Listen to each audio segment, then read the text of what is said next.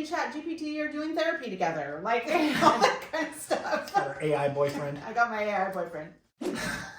Kate, I don't think he should be in the podcast anymore. He just says shit that is just out of line, and you might need a whooping for. Like, we're editing that part out.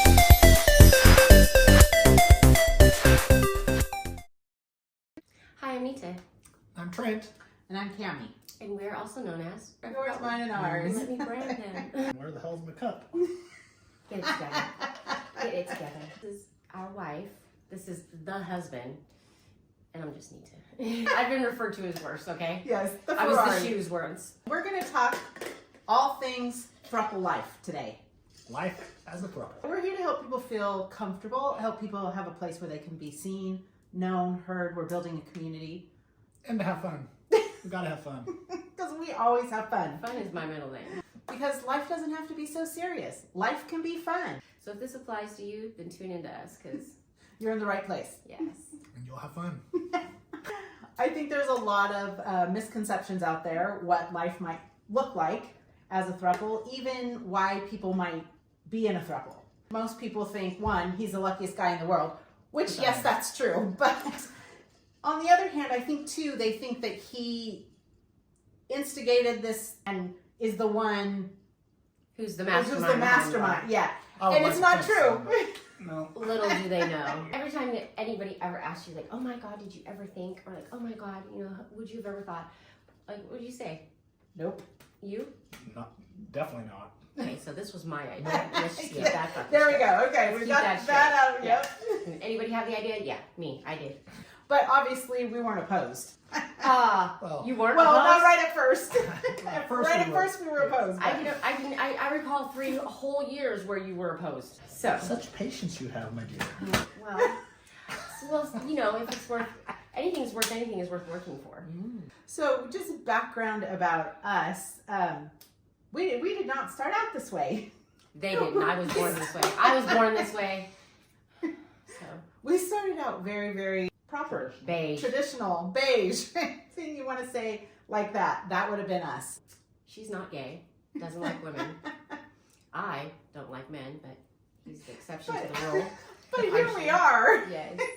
Here we are. He earned it. He earned it. Life has a funny way of sending you on journeys that you never thought you would ever participate in.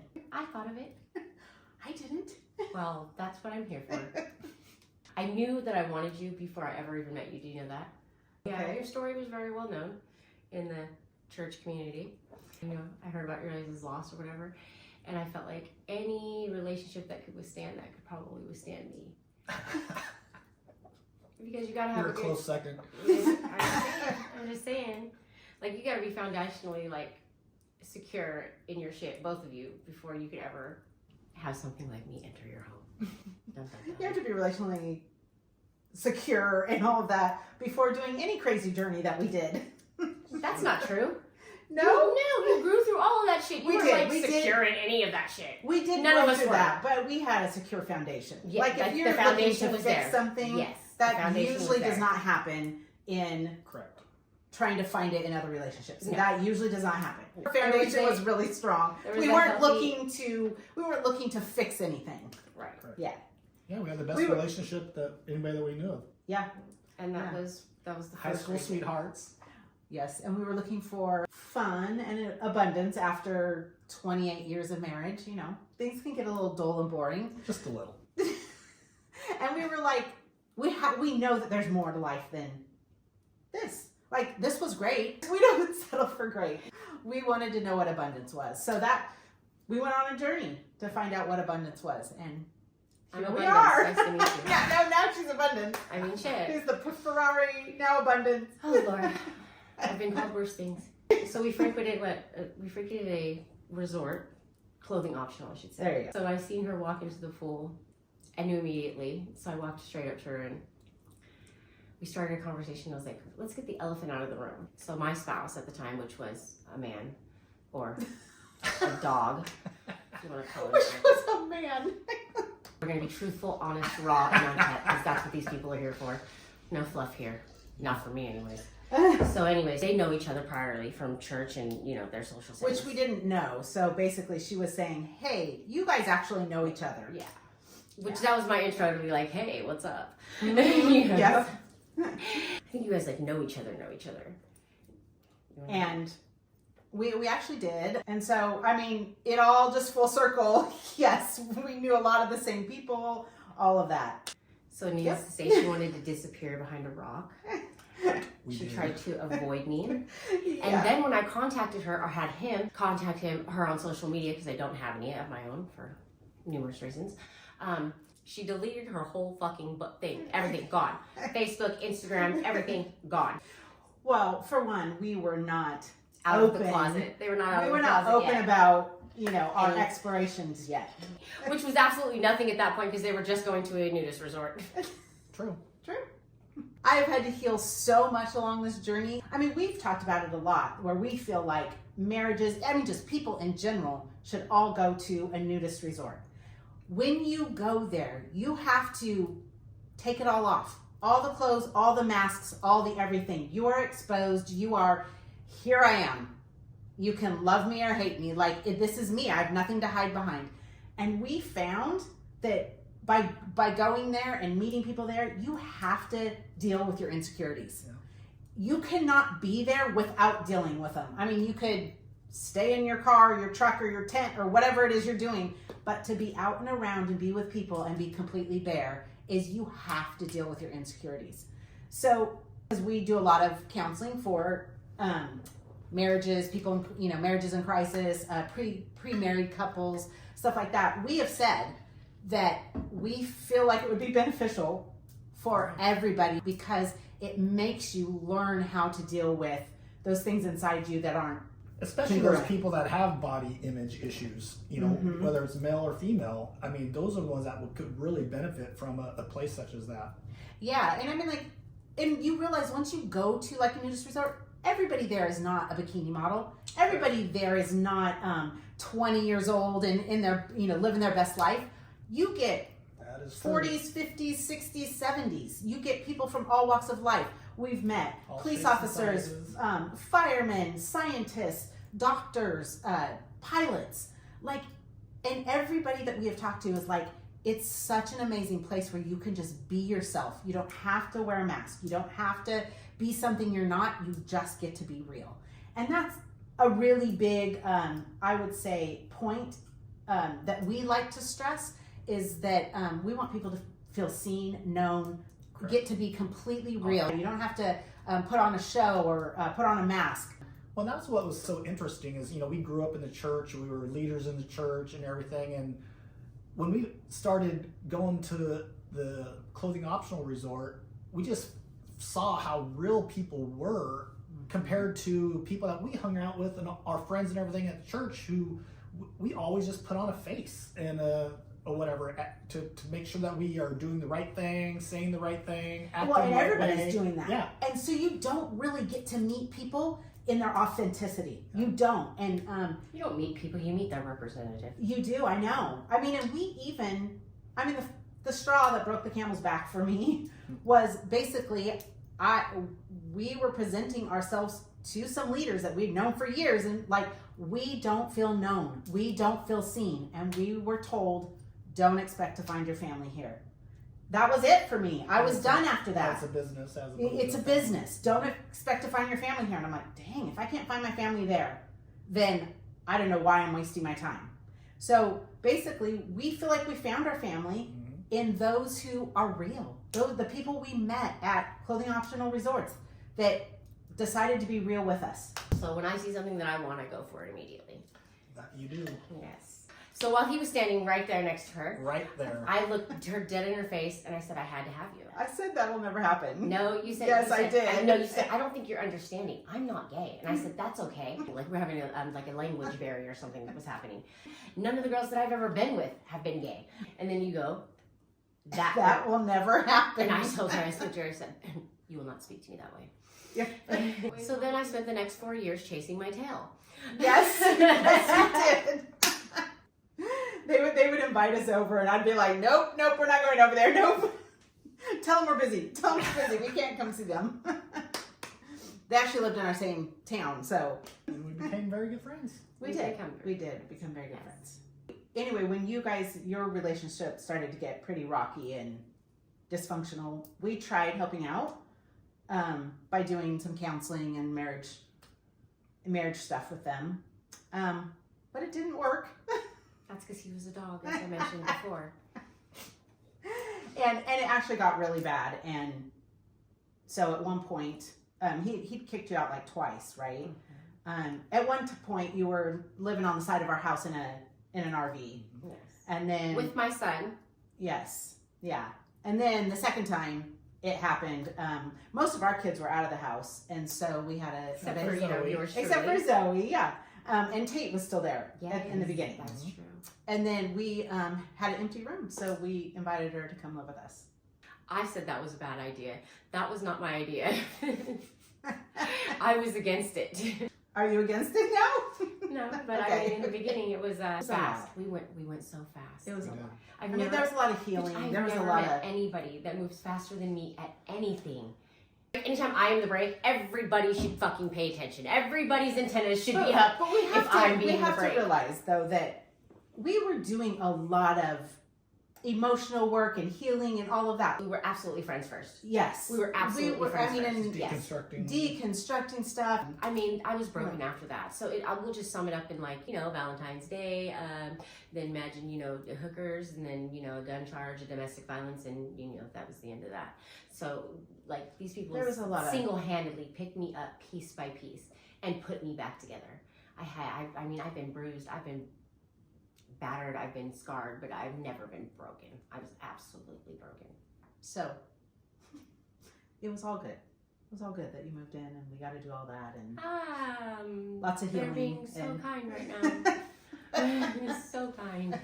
Yeah, it was not all roses. Yeah, It was not all roses. challenges and moments.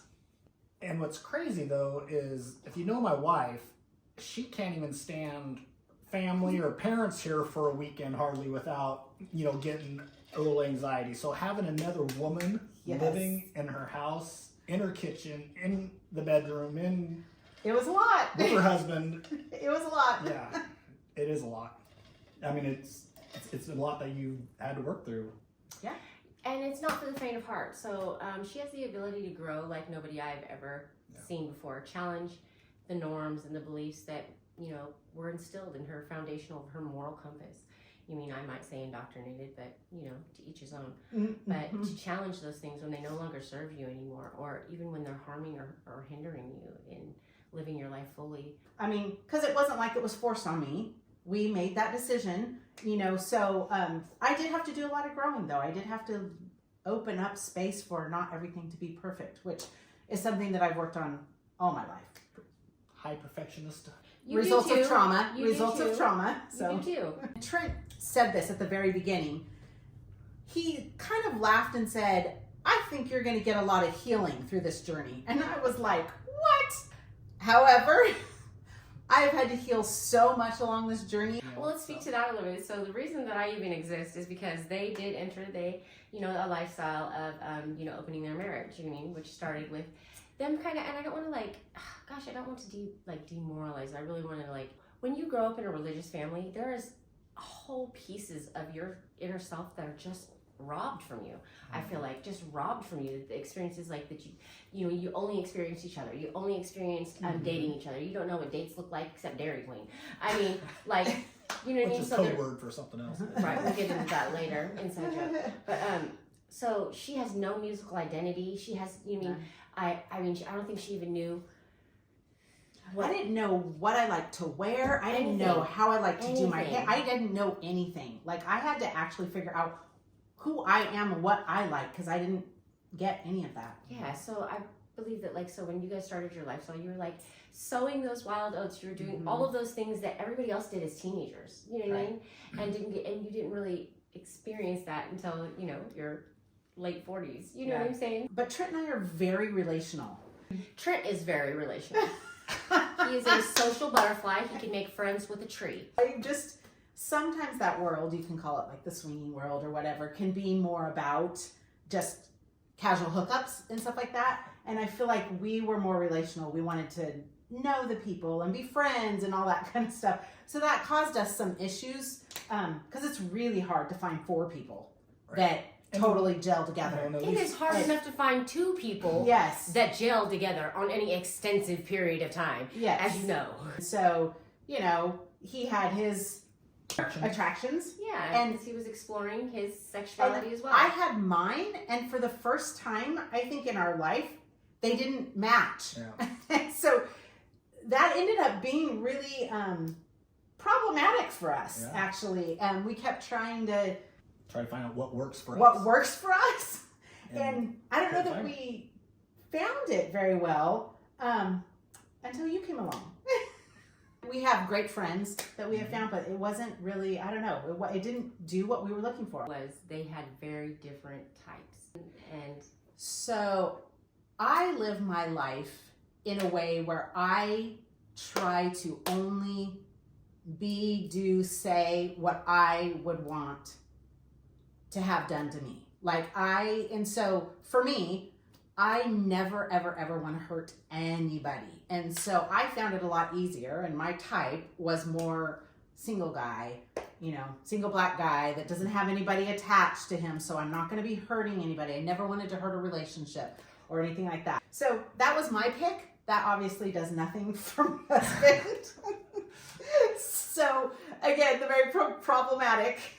Because, you know, I wanted to do this together, you know, so I was trying to do the couple thing. Let's find a couple that we both, you know, so that we could have adventures together or whatever else. And we were just struggling because Cammie doesn't trust women at all. So so we get this out in the air. I have big, big mother wounds. So and that has to do with religion, not necessarily my mother. But anyway, just to put that out there, I do not trust women. And that could be one of the reasons I don't like women. I don't find them attractive. Anything like that is because of that. We'll just put that there. Because maybe once that gets healed, maybe once that gets healed, things will be different. But for now, that's where we're at. And ChatGPT tells me I can be right where I'm at. You are just wonderful right where you at, Miss Grower. So let's talk about your type. So I'm interested to hear about that, anyways. So am I. Yeah, I know, right? Because I don't know. Yeah, let's talk about your type. I don't think we've given you enough room to explore that, if you want me to be completely honest. I mean, I like women. That's something me and Kim and I have in common. That's something that you and I seem to agree on. Okay. No wonder it was problematic for us. Yeah. Oh my. You know, so I don't think I have a specific type. I really like girls that are into me and that are passionate and fun, life of the party type. That's here we are. Let's talk for a brief minute about it being okay to still, even though you're married, to have a type and to think that a type is sexy or beautiful or whatever, even if you're married. I remember years ago when Trent has always been very touchy-feely, always been very affectionate and into love and all that kind of stuff. And I remember years ago, like, we walked by a store, you know, like Victoria's Secret or something, you know, and there's a, you know, store with a naked lady, not naked, but like Victoria's Secret bra and panties on, you know, and he stopped for a minute and looked back again. And I remember it was the first time me being able to go, yeah, let's look at that. Like, you can look at that. Like, it's not wrong to see something beautiful. No. It's not wrong to think something, you know, to think any woman is beautiful, even if you're married. So I just wanted to put that out there. It's normal, it's human to do that. So I think that's one thing for women, all women first to come to realize and to actually be okay with is that it's okay to be human. It's okay to think somebody else is beautiful, even if you're not married to them. Like, that's okay. Let's dig a little deeper. Let's scratch that a little bit deeper. So and I know this is something that everybody that tries to open their marriage or tries to have multiple relationships with different people, you're going to run into this. So especially if you guys are together and you see each other with each other. There's going to be a feeling that you get when there's like affection going on in a direction that's not directed towards touch you. and quality time. Those are two big love languages for me. So, Mm-hmm. that could also be very threatening. Well, and just for reference, let's do reference. He's always been that way, but I am not at all. I grew up with no touch whatsoever. So that felt really weird and awkward for me. And so I basically trained him out of it. We never could do any type of PDA or that. Yeah, he's so easygoing and just adaptable that he adapted to that for years and years and years. And for me right now, it feels amazing to be able to take away that barrier, whatever, and let him receive affection. One of her big love languages is touch too. And I love that now he can actually have that and doesn't have to worry about, I trained it out of him for so long, even though it was still there. So you will experience jealousy in opening your marriage or opening your relationship or any of those things. And when you do, So I think for me, the jealousy was conditioned into me, and I want to propose that it could be conditioned into everybody. Agreed. Because there were instances where Trent would give affection to Nita, and I would be in the vicinity and could see it, and all of a sudden I would have feelings inside. And at first I went with those feelings because that's how I'm supposed to feel. Like I got very insecure, I got, jealous, whatever. And then after a while I started sitting with that feeling going, well, I actually don't need touch right now. I actually am fine. Like, why do I feel like I need to be jealous when they obviously have touch needs that they're meeting? And I'm like, I don't have any touch needs right here because I'm not really a huge touch person. And I'm actually fine. So I actually had to dive into, well, where did those feelings come from? And they actually don't come from me. They come from conditioning because I am fine. Like, it is okay. And I now am grateful and love that he gets to have that when I had trained him out of that for so many years. And I believe, She's amazing. And I believe that's those are the ceilings we're trying to break, the wheels we're trying to crush, are the stereotypical thoughts that are, indoctrinated into you by the belief of the society that has told you, told you who you were supposed to be before, you knew who you were or found out who you were. So just little advice for our viewers, anytime you have a feeling, really actually challenge that, because that's how we got where we are. Yeah. You challenging things. I'm not the challenger. You know what I mean? I'm like, this is me, these are my lines, these are my hard lines, and they typically don't change. I remember I got yelled at because she's like, I feel like you're capping me. I'm like, what the fuck does that mean? Look deeper. I bet you those lines are pretty hard lines. And they weren't for her. You know what I mean? When you do open your mind to challenging what you've been taught or indoctrinated or coerced to believe, you know what I mean? And you look at what need do I have? Is that valid? Where is that coming from? What's telling me that? You know what I mean? I feel like the capacity for something like this could actually happen. You know what I mean? But if you are trying to do this and you just don't have any ability to challenge what you've been taught, and if your moral compass is unsteady and you don't have a good inner self that can speak to, I think you might struggle. It'll be tough. I feel like I have the ability to see where beauty's at, and I may not be there yet, but I know I can get there. So you have to push yourself. You have to challenge some of those belief systems that you have inside. When things get uncomfortable, when you feel uncomfortable, you have to sit in that feeling, dive deep, figure out why. What are you believing in that moment? What is causing those negative feelings? That's the only way to heal, is we have to be brave. And that's probably why it has propelled you to grow, is because it forces you to.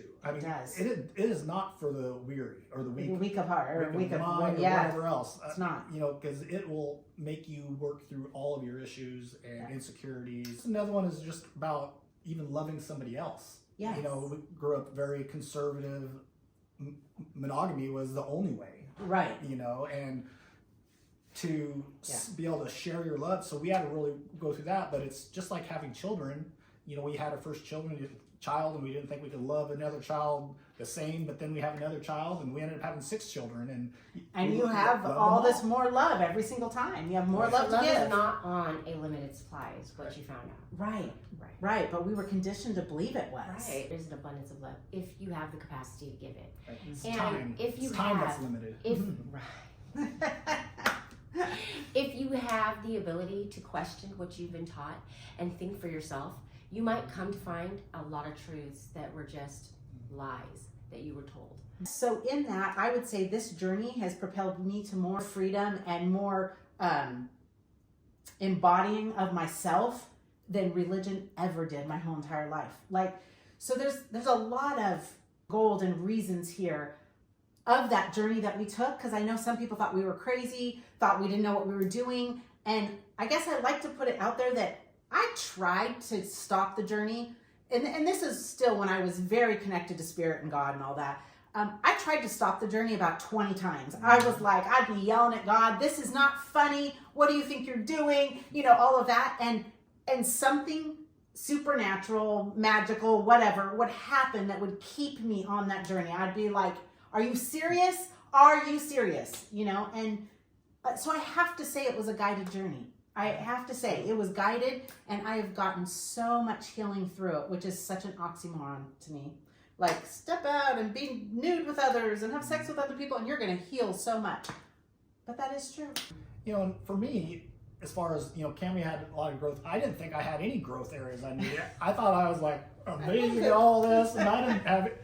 And what I realized is, you know, because I realized that I could love more than one person, but I found myself, I'm not very good at multitasking. And I found myself Most men aren't. not being able to manage my time and her emotions well. So that was an area of growth that I really had to focus on. And I wasn't perfect at it. And Yes, you speak know, to the men out there. yeah. Tell them what it's really like. Tell them what's, I mean, because this looks like peaches and creams, baby, but it's more like, you know, fire and smoke.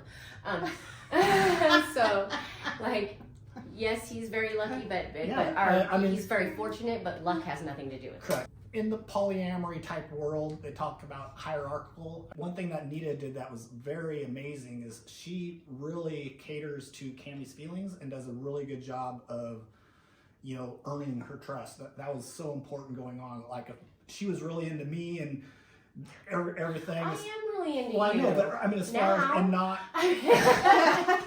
Now.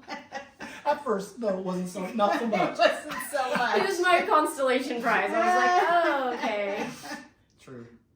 You were like, And I have actually- to deal with him? And it's really one of the reasons that has worked, because Yeah. Nita's more into Cami. I mean, we are kind of, we would say, because of our 30-something years of marriage, that's been a real struggle, even, or a concern for Nita coming into the relationship. Mm-hmm. You know, she sometimes feels like the third wheel, or does she get a voice in certain things? You know, so those are some of the emotions that we've been having to work through, and it's really important for us to be able to give her a voice and make sure that she feels like she has a say, and not we're just not going to dictate everything. So that's another struggle that we had to work through. So it's real life stuff.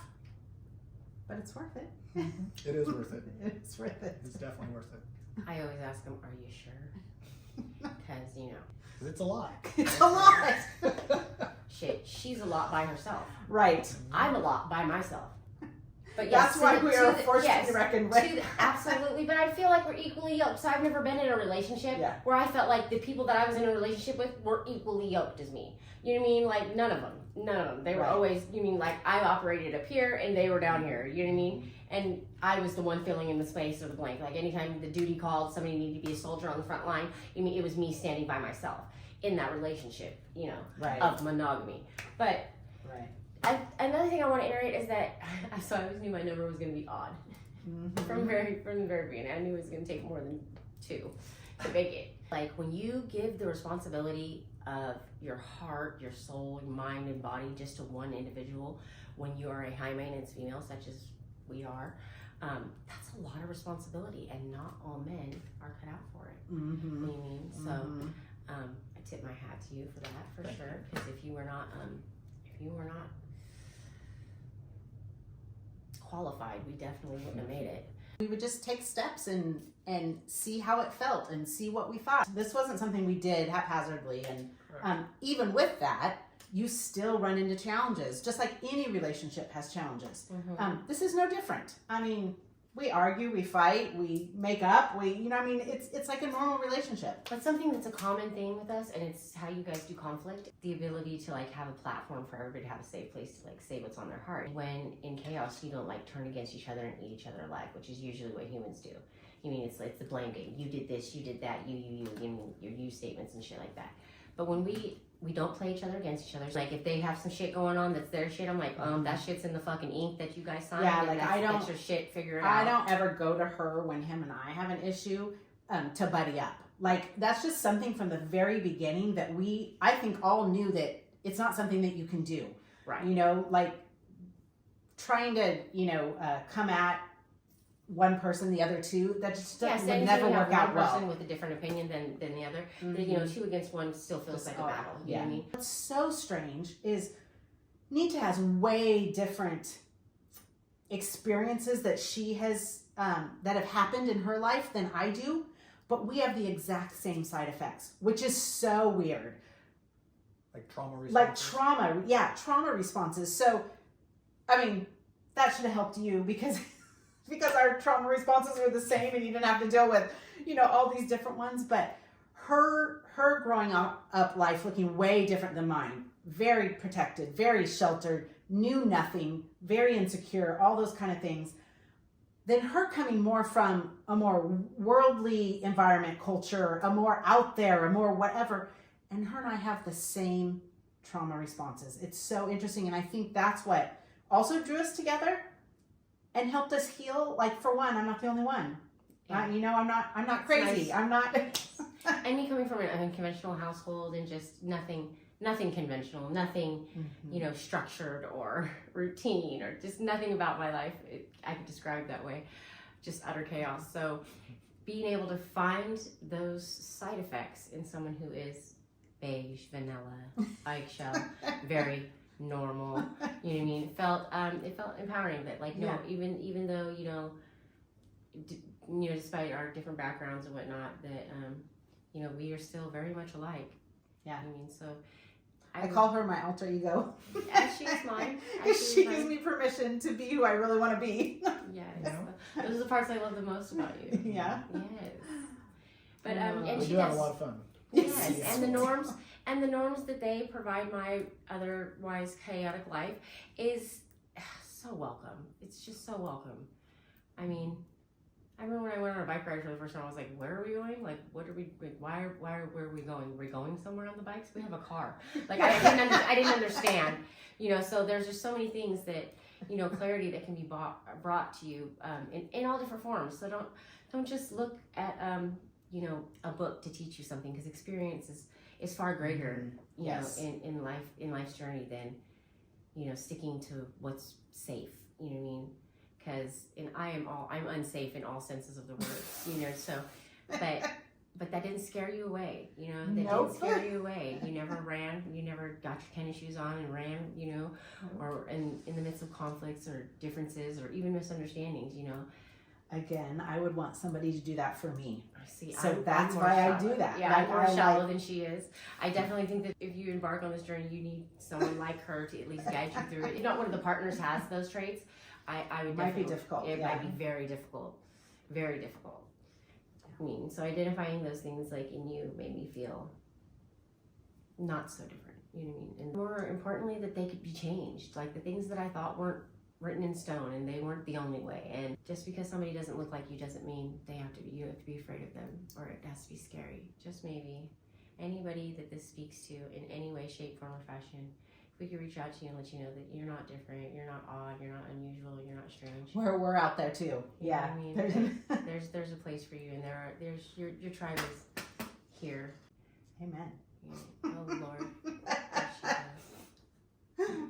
Thank you so much for joining us today. And don't forget, follow us on social media. And soon, you're going to be able to follow us a lot more places. So stay tuned.